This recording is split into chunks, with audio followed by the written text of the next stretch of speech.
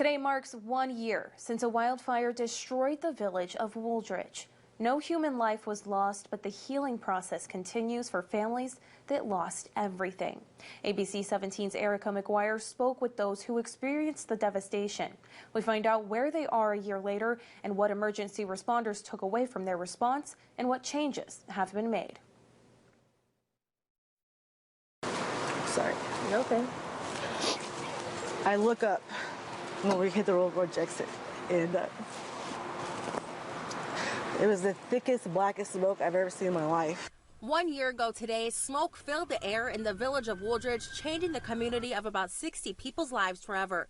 Families left displaced, 23 buildings destroyed, and more than 3,000 acres burned to ashes after a combine fire fueled by drought conditions ignited the small town in minutes. The winds were blowing 40 miles an hour and towards the town of Wooldridge, and he immediately called for an evacuation for the town. David Gam, fire chief with the Cooper County Fire Protection District, says within minutes of their crews arriving, a majority of the homes were engulfed in flames. In the first 30 or 40 minutes, we toned out 13 additional departments in the surrounding community for assistance. Probably within an hour and a half of the fire starting, we asked for statewide mutual aid.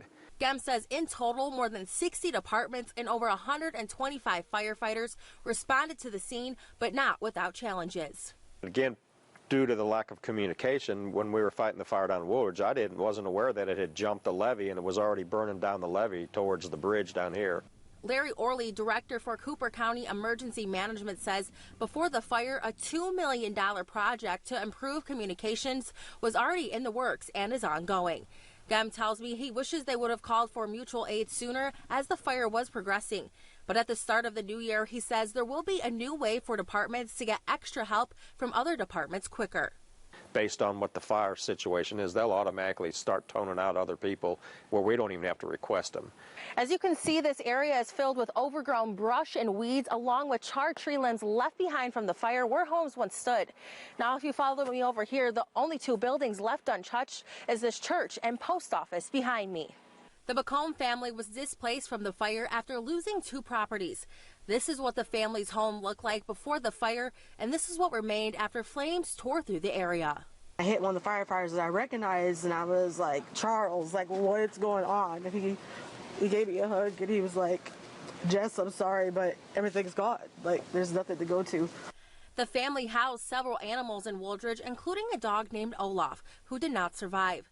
But McComb finds comfort in her family making it out alive. We're so happy that my babies were there and my husband's okay. We do have, dogs and goats and life, but to know that we were forced to move on without some of them, it was hard. Although the past year has brought pain to the McComb family, they continue to rebuild their lives in Boonville in what they call a year of restart. It's been a beautiful journey. It's been a hurtful journey, but it's been a beautiful one. We're healing. We are not healed.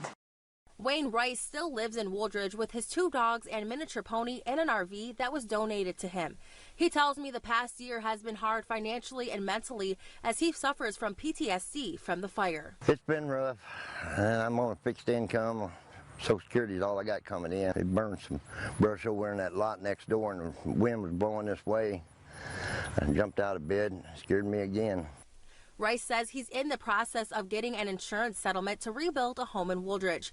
He tells me the process hasn't been easy, but he's hopeful things will improve. It's sure been rough on everybody down here, that's for sure. We'll make it somehow.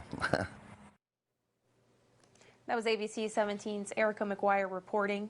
Residents of Wooldridge were not able to receive state or federal funding due to the size of the disaster not meeting FEMA or SEMA requirements.